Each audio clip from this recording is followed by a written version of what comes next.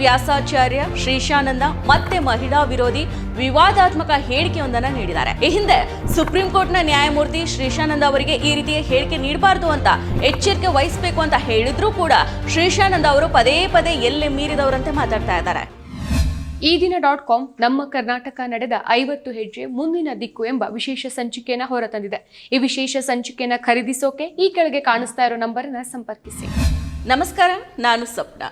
ಬೆಂಗಳೂರಿನ ಗೋರಿಪಾಳ್ಯವನ್ನ ಪಾಕಿಸ್ತಾನಕ್ಕೆ ಹೋಲಿಕೆ ಮಾಡಿ ಮಹಿಳಾ ವಕೀಲಿಯನ್ನ ಅಸಭ್ಯವಾಗಿ ನಿಂದನೆ ಮಾಡಿದ್ದ ಕರ್ನಾಟಕದ ಹೈಕೋರ್ಟ್ ನ್ಯಾಯಾಧೀಶ ವೇದ ವ್ಯಾಸಾಚಾರ್ಯ ಶ್ರೀಶಾನಂದ ಮತ್ತೆ ಮಹಿಳಾ ವಿರೋಧಿ ವಿವಾದಾತ್ಮಕ ಹೇಳಿಕೆಯೊಂದನ್ನು ನೀಡಿದ್ದಾರೆ. ಸಾರ್ವಜನಿಕ ಆಕ್ರೋಶಕ್ಕೆ ಅವರು ಗುರಿಯಾಗಿದ್ದಾರೆ. ಈ ಬಗ್ಗೆ ಸಂಪೂರ್ಣವಾದ ಮಾಹಿತಿಯನ್ನ ಇವತ್ತಿನ ಈ ವಿಡಿಯೋದಲ್ಲಿ ನಾನು ನಿಮಗೆ ತಿಳಿಸ್ಕೊಡ್ತೀನಿ. ಅದಕ್ಕೂ ಮೊದಲು ನೀವು ನಮ್ಮ ಈ ದಿನ ಯೂಟ್ಯೂಬ್ ಚಾನಲ್ಗೆ ಸಬ್ಸ್ಕ್ರೈಬ್ ಆಗಿಲ್ವಾದ್ರೆ ಕೂಡಲೇ ಸಬ್ಸ್ಕ್ರೈಬ್ ಆಗಿ ನಮ್ಮ ಪ್ರತಿ ವಿಡಿಯೋಗಳ ನೋಟಿಫಿಕೇಶನ್ಗಾಗಿ ಪಕ್ಕದಲ್ಲೇ ಇರೋ ಬೆಲ್ ಬಟನ್ ಅನ್ನು ಕ್ಲಿಕ್ ಮಾಡಿ. ಈಗ ಟಾಪಿಕ್ಗೆ ಬರೋಣ.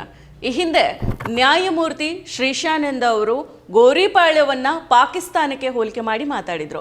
ಈ ಪ್ರಕರಣ ಸುಪ್ರೀಂ ಕೋರ್ಟ್ನ ಮೆಟ್ಟಿಲೇರಿತು. ನ್ಯಾಯಾಧೀಶರು ಎಚ್ಚರಿಕೆಯಿಂದ ಮಾತಾಡಬೇಕು ಅಂತ ಸುಪ್ರೀಂ ಕೋರ್ಟ್ ಬುದ್ಧಿವಾದನ ಹೇಳಿತು.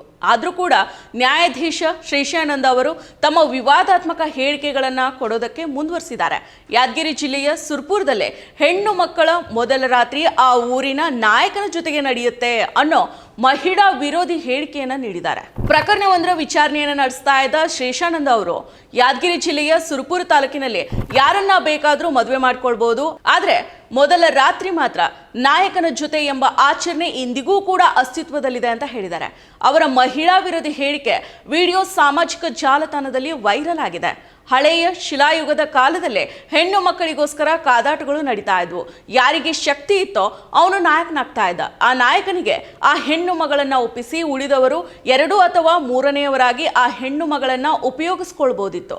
ಈ ದುಷ್ಟ ಆಚರಣೆ ಈಗಲೂ ಸುರ್ಪುರದಲ್ಲಿದೆ ಅನ್ನೋದು ನಿಮಗೆ ಗೊತ್ತಿರಲಿ ಅಂತ ನ್ಯಾಯಾಧೀಶ ಶ್ರೀಶಾನಂದ ವಿವಾದಾತ್ಮಕ ಹೇಳಿಕೆಯನ್ನ ನೀಡಿದ್ದಾರೆ. ಇನ್ನು ಮೊದಲ ರಾತ್ರಿಯನ್ನ ನಾಯಕನ ಜೊತೆ ಕಳೆದ ಬಳಿಕ ಅವರು ಅಲ್ಲೇ ಇರಬಹುದು ಅಥವಾ ಬೇರೆ ಕಡೆ ಹೋಗಿ ಮದುವೆ ಮಾಡ್ಕೊಳ್ಬಹುದು. ಏನ್ ಸರ್, ಅದೆಲ್ಲವೂ ಸಾಧ್ಯನಾ ಅಂತ ಅಂದ್ರೆ ಆ ಥರ ಈಗಲೂ ಕೂಡ ನಡೀತಾ ಇದೆ. ಅದ್ರ ಮೇಲೆ ಬೇಕಾದಷ್ಟು ಚಲನಚಿತ್ರಗಳು ಬಂದಿದ್ದಾವೆ. ಬೆತ್ತಲೆ ಸೇವೆ ಅಂತ ಸಿನಿಮಾ ಬಂದಿದೆ. ಇನ್ನೊಂದು ಮತ್ತೊಂದು ಬಂದು ಎಲ್ಲವೂ ಆಯ್ತು, ಸರಿ ಹೋಯ್ತು ಅಂತ ನೋಡಿದ್ರೆ ಇನ್ನೂ ಕೂಡ ಸರಿ ಹೋಗಿಲ್ಲ. ದೇವದಾಸಿಯರು ಅಂದ್ರೆ ಏನು, ಅವರು ಅದೇನು ಎಲ್ಲ ಬೇಕಾದಷ್ಟು ಮಾಡ್ಕೊಂಡ್ರು. ಅದು ಇರ್ಲಿ, ನಾವು ಆ ವಿಚಾರದ ಮೇಲಿಲ್ಲ ಅಂತ ಹೇಳಿದ್ದಾರೆ. ನ್ಯಾಯಾಧೀಶರ ವಿರುದ್ಧ ಯಾದಗಿರಿ ಜಿಲ್ಲೆಯಲ್ಲಿ ಪ್ರತಿಭಟನೆಗಳು ಭುಗಿಲೆದಿದ್ದಾವೆ. ಯಾದಗಿರಿ ಮತ್ತು ಶಹಾಪುರದಲ್ಲಿ ಮಹರ್ಷಿ ವಾಲ್ಮೀಕಿ ನಾಯಕ ಸಂಘ ಮತ್ತು ಸಾಮೂಹಿಕ ಸಂಘಟನೆಗಳ ಒಕ್ಕೂಟಗಳ ಮುಖಂಡರು ಪ್ರತಿಭಟನೆಯನ್ನು ನಡೆಸಿದ್ದಾರೆ. ನ್ಯಾಯಮೂರ್ತಿ ಶ್ರೀಶಾನಂದ ವಿರುದ್ಧ ಕ್ರಮವನ್ನು ಕೈಗೊಳ್ಳುವಂತೆ ರಾಷ್ಟ್ರಪತಿ, ಸುಪ್ರೀಂ ಕೋರ್ಟ್ನ ಮುಖ್ಯ ನ್ಯಾಯಮೂರ್ತಿ ಹಾಗೂ ರಾಜ್ಯಪಾಲರಿಗೆ ಪ್ರತಿಭಟನಾಕಾರರು ಹಕ್ಕುತ್ತಾಯ ಪತ್ರವನ್ನು ಸಲ್ಲಿಸಿದ್ದಾರೆ. ವೇದ ವ್ಯಾಸಾಚಾರ್ಯ ಶ್ರೀಶಾನಂದ ಅವರು ನ್ಯಾಯಮೂರ್ತಿ ಆಗೋದಕ್ಕೆ ಅರ್ಹರ. ಅಶ್ಲೀಲ ಮತ್ತು ಜಾತ್ಯತೀತ ವಿರೋಧಿ ಹೇಳಿಕೆಯನ್ನ ನೀಡಿ ಸುಪ್ರೀಂ ಕೋರ್ಟ್ ಕ್ಷಮೆ ಕೋರಿದವರು ಈಗ ಮತ್ತೆ ಅಶ್ಲೀಲ ಹೇಳಿಕೆಯನ್ನ ನೀಡಿದ್ದಾರೆ. ಅವರ ವಿರುದ್ಧ ಕ್ರಮವನ್ನ ಕೈಗೊಳ್ಳಬೇಕು ಅಂತ ಪ್ರತಿಭಟನಾಕಾರರು ಒತ್ತಾಯ ಮಾಡಿದ್ದಾರೆ. ನ್ಯಾಯಾಂಗ ವ್ಯವಸ್ಥೆ ಅನ್ನೋದು ಸಮಾಜದ ಆತ್ಮಸಾಕ್ಷಿಯ ಪ್ರತೀಕ ಆಗಿದೆ. ಈ ಆತ್ಮಸಾಕ್ಷಿಯನ್ನ ಯಾವುದೇ ಬಾಹ್ಯ ಪ್ರಭಾವ, ಪ್ರಲೋಭನೆ, ಪ್ರಚೋದನೆ ಬಾಧಿಸದಂತೆ ಕಾಪಾಡೋದು ಮುಖ್ಯ ಆಗಿದೆ.